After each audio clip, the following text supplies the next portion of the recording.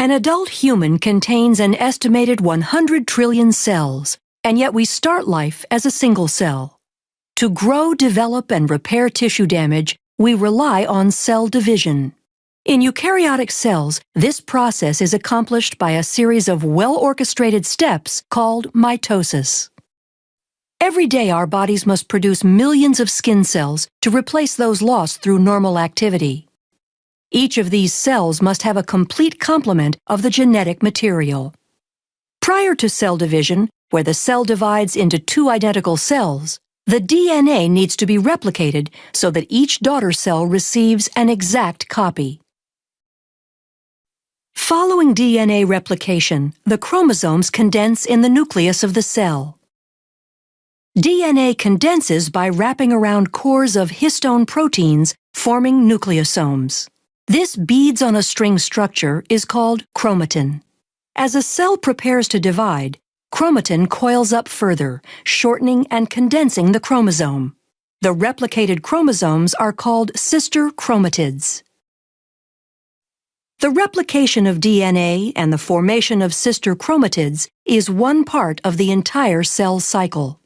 To prepare for cell division, the cell goes through interphase, which can be divided into three distinct phases.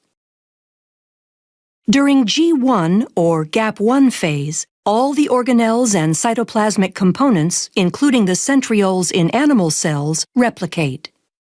Then during S or synthesis phase, the DNA replicates. Finally, during G2 or Gap2 phase, all the enzymes needed to aid in the process of cell division are produced. Most eukaryotic cells spend a great deal of time in interphase and a very short period of time actually dividing, a process called mitosis.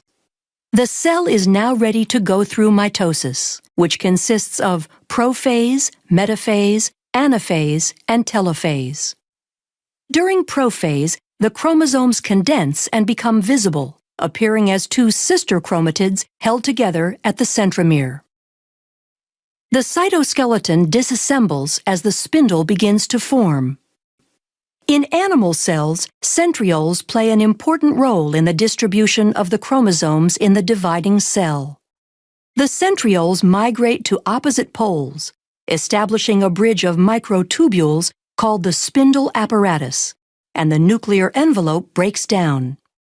Towards the end of prophase, chromosomes attach, by proteins in their centromeres called kinetochores, to microtubules from each pole, moving the chromosomes toward the equator of the cell. During metaphase, all chromosomes are aligned at the equator of the cell, called the metaphase plate. Anaphase begins with the degradation of proteins that hold sister chromatids together, freeing individual chromosomes. The free chromosomes are then pulled by their kinetochores to opposite poles. At telophase, a cleavage furrow forms in the center of the cell. This indentation is made from a constricting belt of actin filaments surrounding the inside of the cell's circumference. Chromosomes cluster at opposite poles and begin decondensing as the nuclear envelope reforms around them. The spindle apparatus disassembles as the microtubules are broken down into tubulin monomers that can be used to form the cytoskeleton of the daughter cells. In animal cells, cytokinesis completes cell division by extending the cleavage furrow to completely separate the newly formed daughter cells. Since plant cell walls cannot be constricted by actin fibers, vesicles form an expanding membrane partition called the cell plate. Like animal cells, plant cells use cytokinesis to finish the division of the contents of the cytoplasm between the two identical daughter cells. During the cell cycle, certain checkpoints are encountered to make sure the process is occurring accurately. And if it is not, the cell cycle will stop at the checkpoint and correct, or possibly inhibit that cell from dividing. The first checkpoint is the G1S checkpoint, and is considered the primary point at which the cell cycle continues or stops. External signals and growth factors can influence the cell cycle and affect the progress at or before this critical checkpoint. The G2M checkpoint allows cells that have successfully completed all 3 phases of interphase to begin mitosis. The last checkpoint is the spindle checkpoint, ensuring that all chromosomes have attached to the spindle in preparation for anaphase.